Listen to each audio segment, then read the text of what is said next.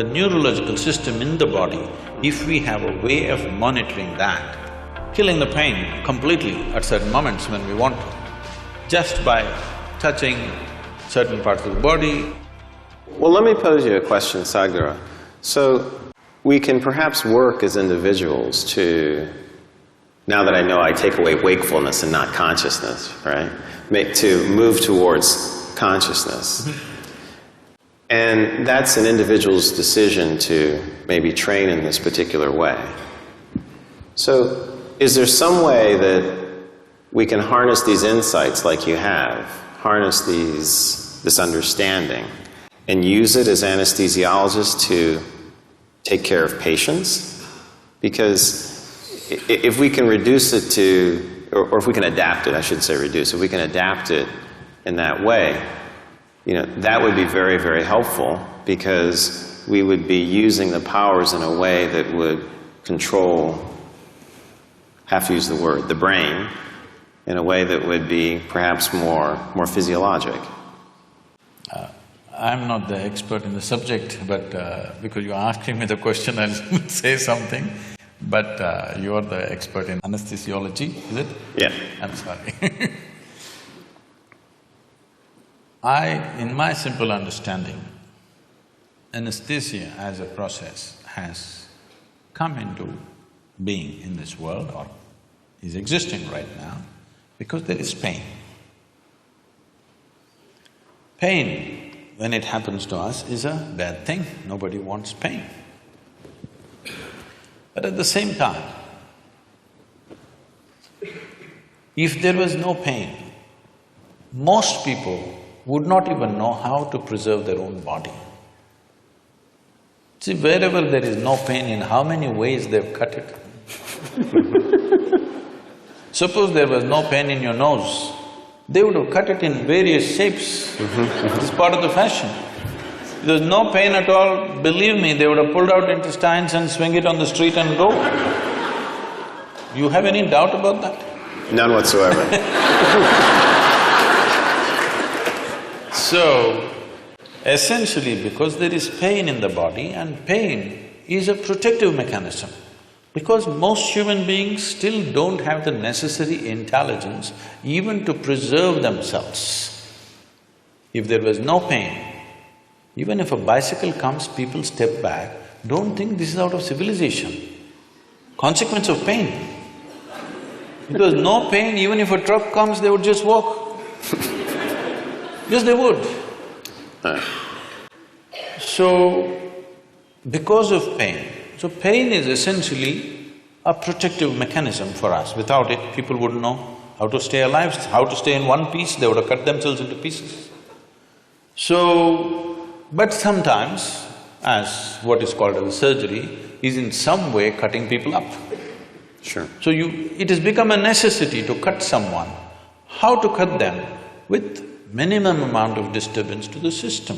That's the whole effort. So in this effort, as you said, essentially you're disengaging different parts of the brain. I don't know if it's an exact science or it's generally getting disengaged.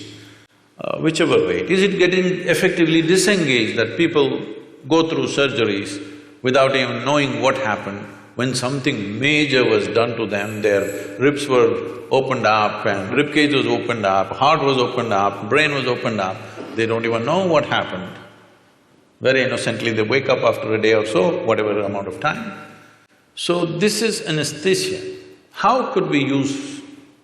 See, one dimension, because when we were speaking in the room, when you said, essentially, if I'm wrong, please correct me, you're monitoring the physiological systems of heartbeat, blood pressure and temperature and brain waves, whatever else, the physiological factors. If… I don't know if it's even a possibility, but if you find a way to monitor the neurological system, ignoring the physiological system completely.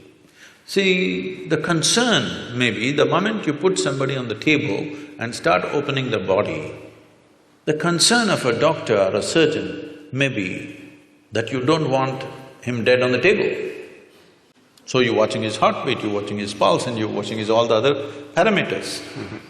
I understand and appreciate that concern, but instead of, okay, let's leave the physiological monitoring as it is, but if we have a way, I don't know if there is a way in the medical science, if we monitor the neurological system, not just the brain, the neurological system in the body, if we have a way of monitoring that, I think the entire art of anesthesia could raise to a different level at a very minimum interference. It could happen because why I'm saying this is,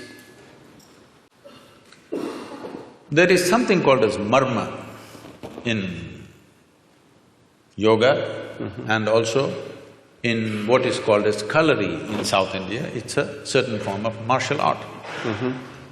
Marma is a way of killing the pain completely at certain moments when we want to, just by touching certain parts of the body, handling body in a certain way. So essentially what we're doing is, the neurological system, we're shutting it off.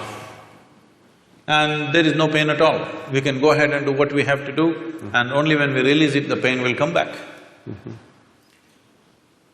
So, using that as a basis, I'm saying, if medical science has a way of monitoring the neurological impulse as it's happening, and if there is some way to introduce anesthetics in whatever form that you use, I don't know all the cocktails that are used, but if it is done properly, probably, I'm just guessing, I'm not an expert on this, probably with 2% or 3% of your medicine, you could still have the same effect on the patient.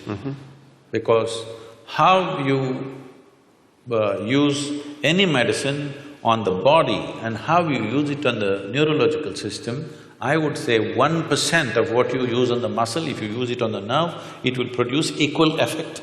But it's interesting, because I think what you're saying has contact also with the work that we do in the recovery phase, and there are people now looking very carefully at cardiac and brain interactions, and they do signal some of these changes, and it's suggestive. I mean, that maybe more of the body could be engaged in the way we think and measure, and that makes a lot of sense to me, actually.